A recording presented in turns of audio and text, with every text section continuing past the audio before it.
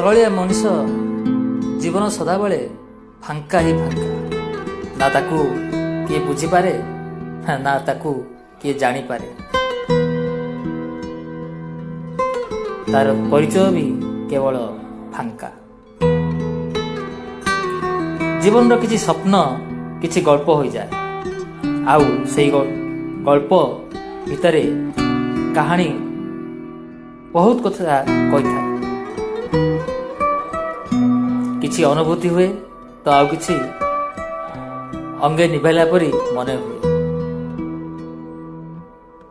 କିଛି ମନେ ହୁଏ ଏ ଜୀବନ ମୂର୍ଚ୍ଛି ଦେବାକୁ। ତଥାପି ମୁଁ କିଛି ବୁଝିପାରୁନି ଏ ମନର କଥା। କିଛି ସମୟ ସ୍ରୋତରେ ବହିଯାଏ, ସବୁ କିଛି ଭାବନା, ଆଉ ରହିଯାଏ କେବଳ ବେଦନାର ଗାର।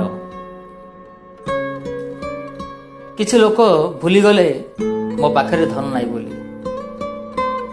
କିଛି ଲୋକ ଭୁଲିଗଲେ ମୋ ରୂପରେ ଆଉ ରଙ୍ଗ ନାହିଁ ବୋଲି।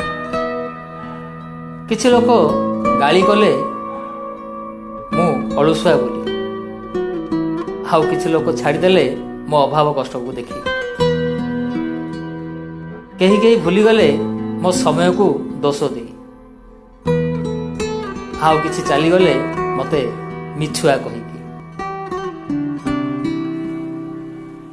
ଭାବୁଛି ଭରସା ଯଦି ଭାଙ୍ଗିଦିଏ ତାହେଲେ ବିଶ୍ୱାସ ସମସ୍ତଙ୍କ ଠାରୁ ଉଠିଯାଏ। ସଂଘର୍ଷ ଜୀବନରେ ନୀରବତାରେ ରହି ରହି ଅନେକ କଥା କହିଥାଏ। କାହାର ଆଦେଶ ମାନିବା ଆଉ କାହାକୁ ମନେଇବା। ଯାଚି ହେଲେ କେହି ନିଅନ୍ତି ନାହିଁ, କେହି ମାଗିଦେଲେ କେହି ଦିଅନ୍ତି ବି ନାହିଁ। ସତରେ ନିରାଶା ଦୌଡ଼ି ଆଶାଠାରୁ ବି ଲମ୍ବା। ଚାହିଁ ଚାହିଁ କେବଳ ଚାଲି ଯାଉଛି ଏ ଜୀବନ, ଏ ସମୟ। କିଛି ଲୋକଙ୍କୁ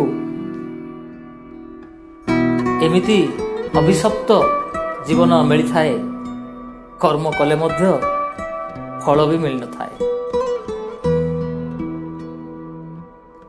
ନିରାଶାରେ ମଣିଷ ପାଖେ ଆଶା ଯଥାର୍ଥ କେତେ? ଆଶାର ମଣିଷକୁ କେମିତି ବା ଭରସା ଦେବ? ଧନ୍ୟବାଦ।